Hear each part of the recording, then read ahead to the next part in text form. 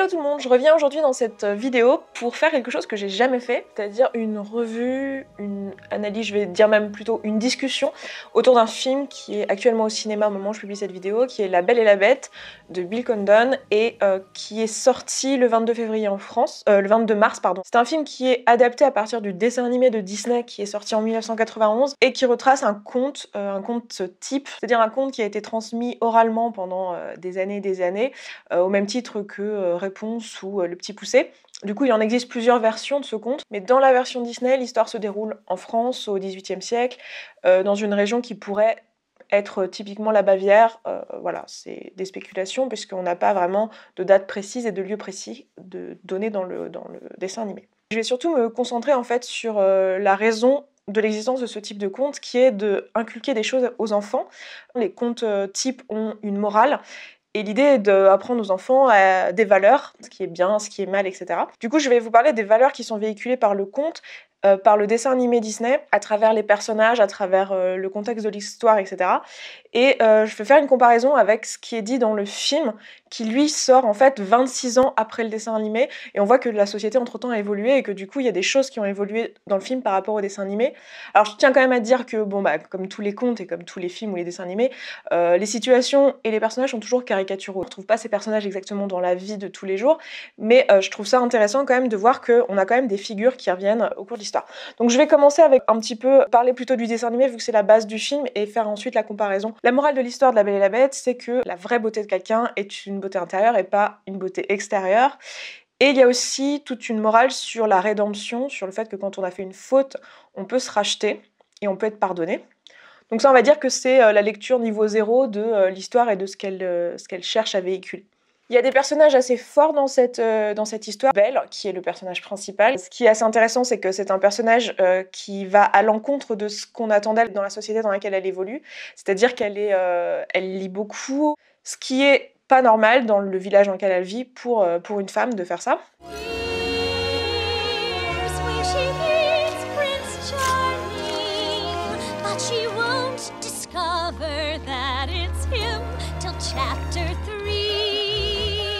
Et elle incarne un peu la bonté, la personne qui va, voilà, sauver la bête de son sort, etc. Tout le conte est autour de la beauté intérieure et essaye de nous dire, voilà, que la beauté extérieure n'est pas ce qui importe. Et pour autant, le personnage principal qui va incarner cet aspect-là, c'est quand même un personnage qui est particulièrement beau. Belle est très jolie, et en plus de ça, elle s'appelle Belle, ce qui est quand même, voilà, bon. Voilà, ce qui peut être critiquable. La chose intéressante aussi, moi, que je vois, c'est que c'est un personnage Disney qui est brune, elle est brune. Et on peut faire le parallèle d'ailleurs dans La Belle et la Bête, puisqu'il y a 3 personnages qui sont des personnages féminins un peu bêtes dans l'histoire, et c'est 3 femmes blondes. Donc il y a déjà une histoire de codes qui sont véhiculés là, donc on a ce personnage-là féminin. Ensuite, un personnage masculin très fort, on a Gaston, qui est le mâle par excellence, donc plutôt macho, qui cherche à marier la plus belle femme du village. Il explique qu'il veut marier la plus belle femme du village, donc Belle, parce que ça doit forcément être la meilleure, puisque c'est la plus belle. Oh, the inventor's daughter? She's the one. The lucky girl I'm going to marry. But she... The most beautiful girl in town. I know, but... That makes her the best. And don't I deserve the best? Il est très musclé, il a des poils au torse. Voilà, c'est un personnage un peu brut qui essaye d'obtenir ce qu'il veut. Il est conquérant, on dit qu'il a des médailles, on dit qu'il mange plein de douzaines d'œufs pour avoir des gros muscles. Enfin voilà, c'est... Avec ces 2 personnages, on a déjà bien assis la base des stéréotypes de genre, avec d'un côté la femme dont la valeur repose dans sa beauté physique, qui normalement est un peu écervelée, mais qui au pire a le droit d'être intelligente, de lire des romans à l'eau de rose et d'attendre le prince charmant. Et de l'autre, on a l'homme qui se doit d'être fort, musclé, brut, pas trop posé sur ses sentiments, et qui doit être conquérant et réussir tout ce qu'il entreprend. On a le personnage le fou, qui est aussi l'acolyte de Gaston, qui lui est un peu bête, il est petit, il est gros, donc ça c'est quelque chose aussi qui revient assez souvent, c'est que bah voilà, souvent le personnage un peu idiot, il y a de bonnes chances qu'il soit en surpoids. Et ensuite on a le personnage de la bête, c'est censé être une bête, donc voilà, il y a un côté assez masculin, assez fort, assez dur, qui retient aussi ses sentiments et qui ne les exprime pas. Dans l'histoire, il y a des situations qui nous inculquent en fait des choses sur comment on doit se conduire. Par exemple, il y a un truc qui revient 2 fois, c'est le fait qu'il faille se sacrifier pour les personnes qu'on aime. Ça arrive une première fois quand au début de l'histoire, le père de la Belle se retrouve enfermé dans un cachot, la Belle décide de prendre sa place pour le libérer. Donc par amour pour son père, elle se sacrifie pour lui. Et ça arrive une deuxième fois dans l'histoire, lorsque la Bête, qui est à ce moment-là tombé amoureux de la Belle, il va se sacrifier pour elle, c'est-à-dire qu'il va la laisser partir alors que sa vie en dépend, parce qu'il l'aime et parce qu'elle a besoin de partir rejoindre son père. Il y a une scène qui m'a sauté aux yeux dans le film, que j'avais pas remarqué dans le dessin animé, c'est pour ça d'ailleurs que c'est intéressant d'avoir le film, mais ça je vous en parle juste après, qui est la scène où Gaston explique à Belle que c'est pas normal pour une femme de lire. The whole town's talking about it. It's not right for a woman to read. Soon she starts getting ideas and thinking. Et juste après, dans cette scène, il essaye de l'emmener voir ses trophées ou je ne sais quoi, et en fait il la prend autour de l'épaule alors qu'elle est en train de dire que non, elle a pas envie, mais il la force quand même. What do you say you and me take a walk over to the tavern and take a look at my trophies? Maybe some other time. What's wrong with her? She's crazy. He's gorgeous. Please, Gaston, I can't. I have to get home to help my father. Et il revient même le lendemain ou le surlendemain chez elle, frapper à sa porte, et clairement il s'impose, il rentre dans la maison et il impose sa présence et en gros il la harcèle. Dans le film c'est encore mieux tracé puisqu'on voit bien qu'il la tient même par la robe, etc. Et j'avais pas remarqué en fait qu'il y avait une scène de harcèlement qui était mise en avant dans un Disney, je l'avais jamais vue.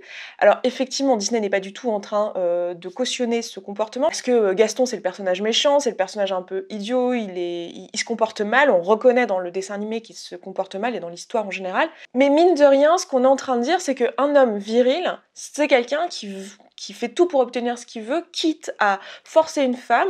Et les villageois trouvent ça bien, et ils l'admirent, etc. Et voilà, j'avais jamais remarqué cette chose-là. L'un des thèmes centraux de l'histoire, c'est aussi l'amour. Donc c'est assez présent dans tous les contes, très souvent, voilà, c'est ils se marièrent et eurent beaucoup d'enfants, voilà, c'est vraiment le truc, le but du jeu, c'est de trouver la personne, il y a la notion de la personne qui va briser ici l'enchantement, donc c'est la bonne personne qu'il nous faut. Donc il y a plein de choses qui sont caricaturées autour de l'amour, donc qu'est-ce que c'est que tomber amoureux, etc., quels sont les comportements. Je vais citer pour exemple une scène qui est la scène où Belle est en train de se faire manger par les loups, puis elle vient être sauvée par la Bête, et en la sauvant, la Bête se blesse, et ensuite la Belle va s'occuper de la Bête en la soignant, et la Bête va trouver que ça pique, etc. Bon voilà, ça c'est la scène typique de l'homme qui vient comme... sauver la femme de sa détresse, et puis la femme qui après prend soin de lui parce qu'en le sauvant de sa détresse, et bien sûr il se blesse. Donc toutes ces choses, évidemment, je pense pas que Disney les ait écrits sur un papier et s'est dit voilà, on veut donner ça comme impression, on veut faire ça, on veut faire passer tel message, etc. Tout ça n'est pas censé être analysé comme je suis en train de le faire, mais je pense que le faire, justement, ça nous permet un peu d'analyser la normalité et les choses qui sont finalement naturelles dans la société au moment où ce genre de dessin animé sort, parce que voilà, c'est juste un reflet de ce qui est normal, ce qui est bien, ce qui est mal, ce qui est acceptable, pas acceptable, etc. J'ai noté aussi que dans le dessin animé, il y a beaucoup de moments où on s'intéresse à ce que pensent les autres. Par exemple, Gaston est hyper inquiet de garder sa réputation, etc. Puis Belle aussi est inquiète puisqu'elle dit à son père « Est-ce que je suis pas bizarre, papa, parce que les gens me trouvent bizarre, etc. » Donc il y a cette notion voilà, de regard des autres, de garder son statut social et tout. Donc je trouve ça assez intéressant. Et on voit donc des différences avec le film. C'est presque plan pour plan la même chose que dans le dessin animé. Bonjour! Bonjour! Bonjour! Bonjour! There goes to the baker with his tray like always. The same old bread and roast to sound. Il y a des scènes qui sont rajoutées, mais je vais vous en parler. Il y a des choses qui sont un peu twistées sur l'histoire, un peu changées, etc. Après, c'est des détails sur l'histoire, mais globalement, c'est assez bien copié-collé sur le dessin animé. Il y a plusieurs choses intéressantes dans le film qui sont changées par rapport au dessin animé. Donc déjà, on a soit le fait qu'on est en France, bon ça c'était clair dans le dessin animé, mais aussi qu'on l'est au XVIIIe siècle, de par les tenues des personnages, etc. On reconnaît clairement les tenues qu'on avait typiquement à Versailles sous Louis XV, quoi. Et on a à peu près 30% du casting qui se trouve donc à la cour, donc la haute bourgeoisie au XVIIIe en France, voilà, qui est de couleur. On a également un personnage secondaire qui est ouvertement homosexuel, donc le fou, qui est donc l'acolyte de Gaston. Alors pendant le film, c'est pas forcément évident, il a quelques manières, etc.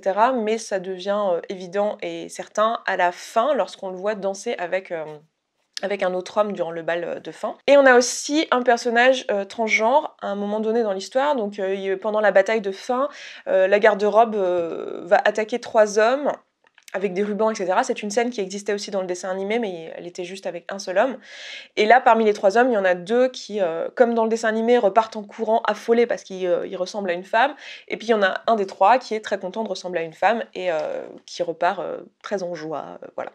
La façon dont ces 3 aspects sont traités dans le film sont un peu maladroits pour plein de raisons. Déjà parce qu'on est au XVIIIe siècle en France, à la cour, et que bah, voilà, les personnes de couleur, il n'y en a pas. On est en pleine période esclavagiste. Les personnes ouvertement homosexuelles ou ouvertement transgenres non plus. Donc c'est vrai que ça fait un peu un écho un peu bizarre. Moi j'ai trouvé ça super intéressant parce que si on l'avait pas du tout mis dans un film qui sort en 2017, ça n'aurait pas été en raccord avec la société d'aujourd'hui. Après, c'est drôle du coup de le voir apparaître dans un contexte où d'un point de vue historique, ça ne marche absolument pas. Personnellement, moi, j'ai trouvé ça drôle en fait, et pour moi, l'objectif d'un film comme ça, c'est pas du tout d'essayer d'être je sais pas, d'essayer d'être cohérent d'un point de vue historique, c'est plutôt de divertir, de faire un peu une Madeleine de Proust pour les auditeurs, d'autant plus que de toute façon c'est un conte type, donc a priori il n'y a pas vraiment de date, il n'y a pas vraiment d'époque assignée, donc il n'y a pas d'objectif à être cohérent. Un truc sur le jeu global qui m'a un peu étonnée, qui m'a fait un peu bizarre, c'est que, bon, personnellement j'aime pas les comédies musicales, donc j'ai pas particulièrement apprécié le film parce que j'aime pas le genre, donc c'est pas le film en lui-même qui est à pénaliser, quoi. C'est vraiment juste moi, j'aime pas ça. J'aime pas parce que je trouve que ça fait pas naturel. Pour moi, j'y crois absolument pas quand je suis dans un film puis que d'un seul coup il y a des personnages qui se mettent à chanter parce qu'ils sont tristes ou parce qu'ils sont contents. Je sais pas, je rigole, hein, c'est pas de la moquerie, mais moi ça me parle pas en fait. Mais j'ai trouvé que dans le jeu, il y avait une sorte d'incohérence, c'est-à-dire que vous avez d'un côté tous les villageois, Gaston et le fou, qui sont des personnages extrêmement caricaturaux, extrêmement exagérés dans leur jeu, c'est presque du jeu comme au théâtre, si vous voulez. Et à côté, vous avez la Belle, son père Maurice, la Bête, qui se comportent comme dans un film dramatique, comme dans n'importe quel film, voilà, qui ne serait pas une pièce de théâtre, quoi, ou une comédie musicale. Et du coup...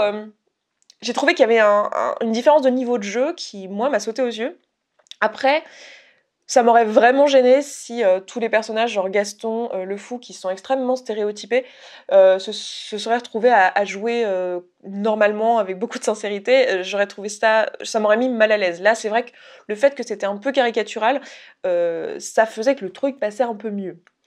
Et c'est là que je trouve ça drôle en fait, c'est que comme les dialogues sont pas mal copiés-collés sur le dessin animé, même s'il y a des scènes et tout qui sont rajoutées, le fait de voir des personnages êtres humains en chair et en os qui font ces dialogues-là, on se rend compte un peu de justement des stéréotypes et des choses qui sonnent faux en fait, qui ne collent pas à la société d'aujourd'hui et qui peuvent être un peu choquants dans notre société, notamment la scène que je vous décrivais tout à l'heure avec le harcèlement. Voilà, c'est un truc qui m'a sauté aux yeux parce que dans le film, ça sautait aux yeux, alors que dans le dessin animé, ça ne m'avait pas forcément marqué. Aussi probablement parce que j'avais pas le même âge lorsque je regardais le dessin animé. Ensuite, il y a 2 scènes qui ont été rajoutées dont j'aimerais bien parler, qui sont des scènes où on parle de l'enfance des 2 personnages principaux, donc la Bête et la Belle. Et on va donc à Paris, dans l'enfance de la Belle, à l'endroit où elle est née, etc. Et la Bête, on a une chanson où on raconte que quand il était petit, il a perdu sa mère, et c'est pour ça que c'est devenu quelqu'un de froid au niveau du cœur, je sais pas comment on dit en français, enfin quelqu'un de méchant et d'ingrat, etc. Dans les 2 cas, à un moment de l'histoire, les personnages décident de laisser leur enfance derrière eux et de passer à la suite, et puis bon, bah, c'est là qu'ils tombent amoureux, etc., etc. Alors au début, j'ai d'abord cru que c'était peut-être un clin d'œil à Emma Watson, puisqu'elle est née à Paris. Je sais pas si c'était ça, mais je trouve assez intéressant l'interprétation qui dirait que c'était un clin d'œil pour le spectateur, puisque les spectateurs qui vont voir ce film, probablement, c'est des gens de ma génération, des personnes qui étaient enfants lorsque le dessin animé est sorti au cinéma, qui l'ont vu pendant leur enfance.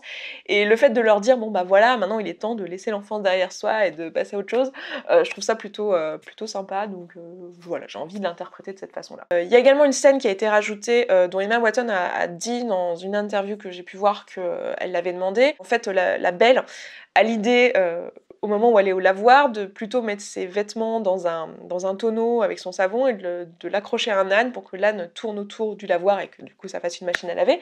Comme ça, pendant ce temps, elle peut lire et apprendre à lire à une petite fille. Et donc Emma Watson l'a fait remarquer comme étant l'un des gestes féministes, et c'est vrai que c'est la seule finalement princesse Disney de l'époque, enfin princesse même si c'est pas vraiment une princesse, Belle, qui est un peu rebelle contre le système, même si elle finit par épouser un prince quand même, elle a quand même un comportement un peu rebelle et c'est la première dans ce cas-là, donc on pourrait dire que c'est la première princesse Disney féministe. Donc je trouvais ça intéressant que ce soit traité dans le film et que de par le personnage d'Emma Watson, il y ait une scène supplémentaire. Après, j'aurais bien aimé qu'on pousse le truc un peu plus loin et que plutôt que ce soit des romans à l'eau de rose, quitte en plus à ne pas être cohérent avec l'époque, et bien que la rébellion soit un peu plus loin que ça et qu'on se retrouve avec, je sais pas, une Belle qui lit de l'économie, de la politique, du droit, de la philo, enfin voilà, de la science, pourquoi pas, enfin autre chose que des romans à l'eau de rose, j'aurais apprécié. Ce que j'ai apprécié, c'est que le personnage aussi homosexuel, finalement, c'est un personnage qui reste là tout du long. Après, j'ai trouvé ça un peu gênant quand même que ça soit le personnage le fou, qui est quand même censé être un personnage bête, voilà, le fou quoi. Après, j'apprécie le fait qu'on ait des personnages maintenant qui soient des personnages secondaires, qui soient homosexuels. J'aimerais bien qu'on ait des personnages principaux, mais enfin, avant qu'on ait un personnage principal homosexuel dans un Disney, il va peut-être se passer encore un peu de temps, mais j'y crois. Après, moi, ça ne m'a pas dérangé, le fait que ça soit traité de manière très caricaturale, peut-être même un peu maladroite, mais c'est peut-être parce que je suis pas touchée personnellement par ça, c'est peut-être pour ça d'ailleurs que j'étais plus gênée par certaines choses concernant les femmes, parce que je suis une femme. Si vous êtes homosexuel, que vous êtes transgenre, ou que vous êtes de couleur, dites-moi comment vous avez perçu ça, comment vous vivez le fait que ça soit traité de façon un peu maladroite dans les films. Est-ce que vous êtes quand même content qu'on en parle et que du coup on ait l'occasion d'en discuter comme je suis en train de le faire dans cette vidéo, ou est-ce que vous aimeriez que ça aille plus vite? Je pense que j'ai la réponse, mais voilà, j'ai envie de vous demander votre avis là-dessus. Donc voilà pour l'ensemble de ma revue sur le film. Le but de cette vidéo, c'était pas de faire une revue de tous les trucs du film, c'était plutôt de faire une critique de la société en se basant sur le film, et sur le dessin animé, et sur l'histoire en général. Pour ceux qui sont encore là, je sais pas vous, mais moi il y a quand même un truc dans cette histoire qui me perturbe, c'est que l'histoire c'est quand même une vieille dame moche qui vient dans un château avec une rose et qui demande l'hospitalité.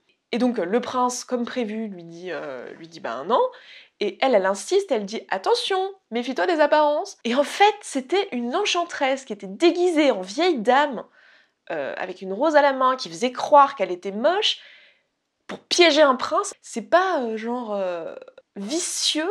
En plus de ça, elle le punit lui, mais elle punit tous les gens à la cour. Ils ont rien demandé. Et on parle pas de l'injustice. Et ça c'est l'exemple de la justice. Ça, c'est l'exemple de la personne. C'est une justicière, cette fée, quoi. C'est la personne qui est bien, qui est une bonne personne. C'est ça l'incarnation du bien.